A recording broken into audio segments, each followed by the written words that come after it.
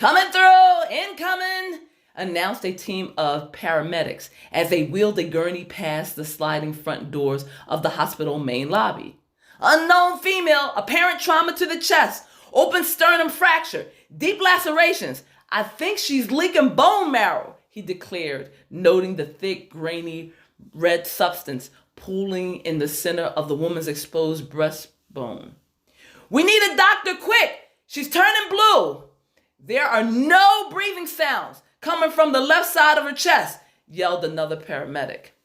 Bring her here, instructed Aaron Simpkins, indicating a makeshift ER cubicle. She met the gurney and began physically assessing the woman lying on it.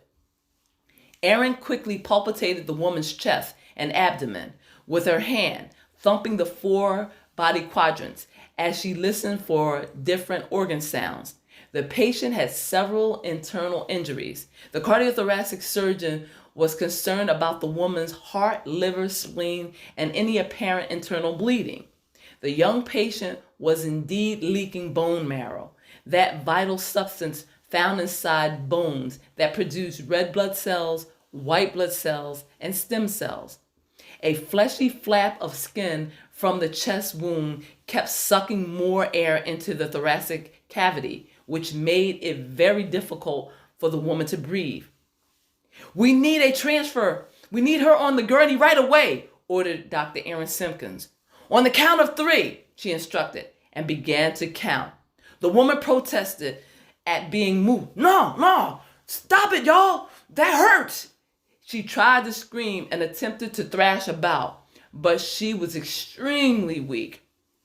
We know it does, but we're going to make it stop, said Aaron, looking around the chaotic room and searching for any available nurse. Nurse Julie, can you help me? I want this patient given an intramuscular injection of morphine. Then start a morph drip. I need to insert a tube quickly into her chest.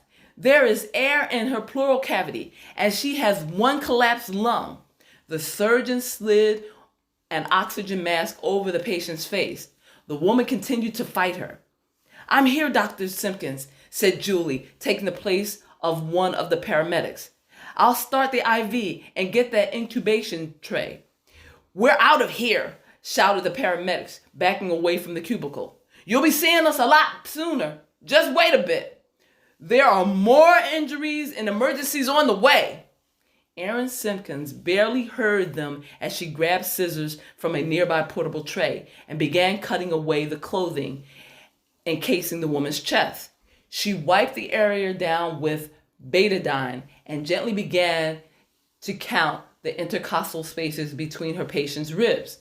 When she reached the 4th space, the cardiothoracic surgeon reached for a scalpel, made an incision at the side of the patient's chest, and inserted a tube. The nurse assisted the doctor rapidly, handing out the necessary medical supplies for the procedure. Both women moved skillfully to drain the air and fluid from the young woman's lungs. Call OR. Let them know we have another case coming up. It's critical, said Aaron, as she noted the rise and fall movement of the patient's chest on the left side. The incubation was working. It was removing the air from the woman's chest, but the cardiothoracic surgeon could only imagine the full extent of the woman's internal injuries.